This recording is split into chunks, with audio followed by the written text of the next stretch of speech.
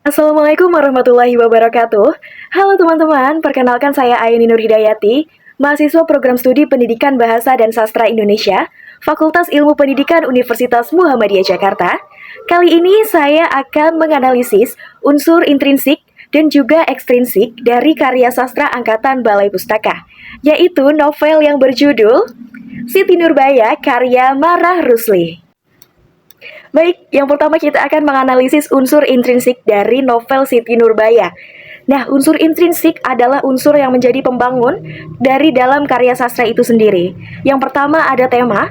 Tema dari novel Siti Nurbaya karya Marah Rusli ini mengangkat tema tentang percintaan, yaitu pertentangan antara cinta dan juga adat istiadat, yakni kisah cinta Siti Nurbaya dan juga Samsul Bahri yang harus kandas akibat adanya adat istiadat serta tekanan ekonomi dan juga kekuasaan.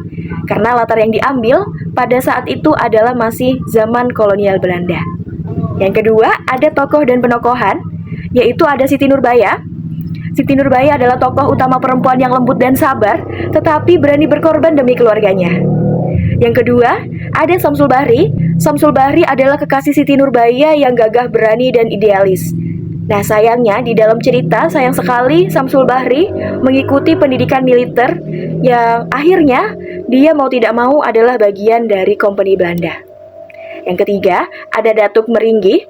Datuk Meringgi adalah tokoh yang antagonis, kaya tetapi serakah dan juga pendendam. Namun baiknya Datuk Meringgi ini adalah pejuang yang melawan kolonialisme Belanda. Lalu tokoh selanjutnya adalah Baginda Sulaiman. Baginda Sulaiman adalah ayah Siti Nurbaya yang baik hati, tetapi lemah secara ekonomi.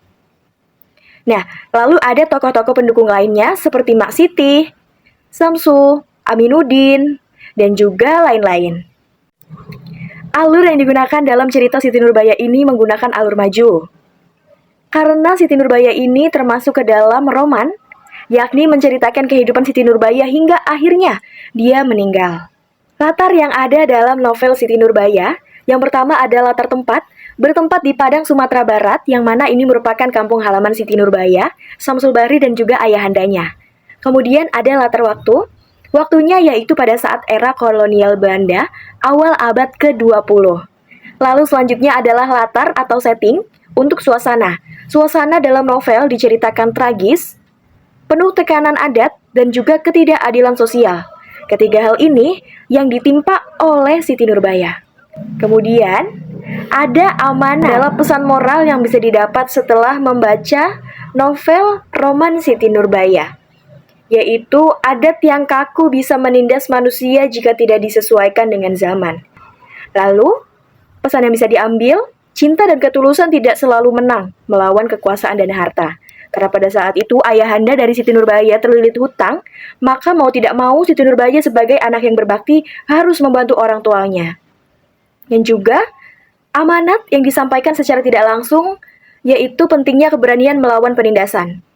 Kenapa? Karena kita bisa lihat Siti Nurbaya yang mengorbankan hidupnya berakhir tragis. Andai saja waktu itu Siti Nurbaya menolak perjodohan atau lamaran dari Datuk Meringgi, mungkin saja hidupnya tidak akan tragis seperti ini. Walaupun pastinya akan ada gejolak-gejolak yang terjadi karena terlilitnya hutang ayahanda Siti Nurbaya dengan Datuk Meringgi. Selain unsur yang membangun dari dalam, karya sastra juga dibangun melalui pengaruh-pengaruh yang datang dari luar karya sastra itu sendiri. Hal ini yang disebut dengan unsur ekstrinsik atau unsur yang berasal dari luar hasil dari karya sastranya.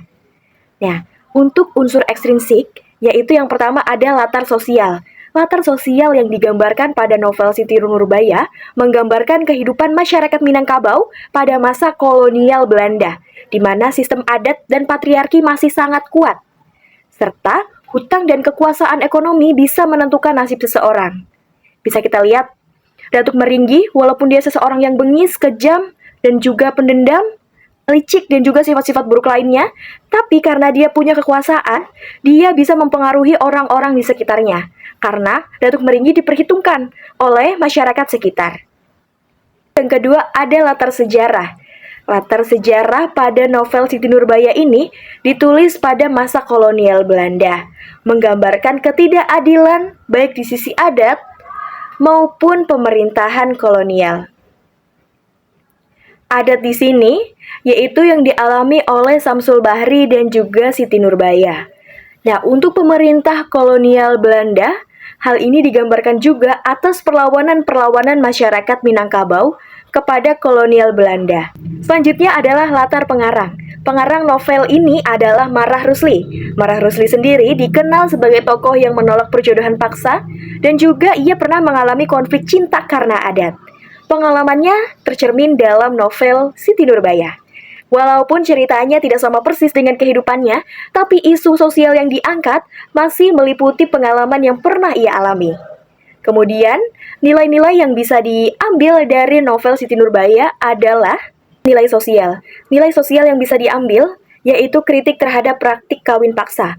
Karena bisa kita lihat bersama, akhir dari kawin paksa, yaitu Siti Nurbaya yang terpaksa menerima pinangan dari Datuk Meringgi, hidupnya berakhir tragis karena tidak dilandasi dengan cinta dan juga terpaksa karena terlilit hutang. Lalu, ada nilai budaya. Nilai budayanya yaitu adat Minangkabau dan juga kehidupan masyarakatnya. Bagi teman-teman yang pernah membaca novel roman Siti Nurbaya, mungkin sempat menanyakan juga, kira-kira bagaimana sudut pandang dari Samsul Bahri dan juga Datuk Meringgi? Siapakah di antara mereka yang sebetulnya adalah antagonis? Tapi peran antagonis di sini ternyata jatuh kepada Datuk Meringgi. Karena walaupun ia tidak membela Belanda, alias jiwa nasionalismenya ada untuk melawan kolonialisme Belanda, tetapi dia melakukan hal itu bukan atas dasar nasionalisme atau cinta tanah air, tetapi karena dendam, karena masyarakat pada zaman dahulu memperhitungkan si Datuk Meringgi ini, karena dia punya kekuasaan, dia kaya, dan juga punya pengaruh, karena dia punya anak buah yang lumayan diperhitungkan, makanya masyarakat yang ada di Minangkabau itu mendukung si Datuk Meringgi untuk melawan kolonialisme. Untuk kolonialisme ini, terdapat si Samsul Bahri yang menjadi company dari kolonial Belanda. Disinilah terjadi perang antara Datuk Meringgi dan juga Samsul Bahri. Sayangnya pada saat Samsul Bahri menembak Datuk Meringgi sempat menebas si Samsul Bahri dan akhirnya mereka berdua sama-sama tewas. Samsul Bahri yang dikenal gagah dan juga berani, dia pada akhir hayatnya dicap sebagai company Belanda. Walaupun secara moral dia baik hati, tapi secara politik dia dicap sebagai penjajah atau bagian dari company kolonialisme Belanda. Dan untuk Datuk Meringgi sendiri, meskipun dia serakah, tapi setidaknya masih ada setitik tindakan untuk membela negerinya, yaitu Indonesia. Walaupun tadi sudah dijelaskan bahwasannya kita tidak tahu latar belakang Datuk Meringgi untuk melakukan perlawanan terhadap Belanda itu apakah atas dasar nasionalisme atau karena sifatnya yang memang terkenal pendendam, serakah, dan juga hal-hal buruk lainnya.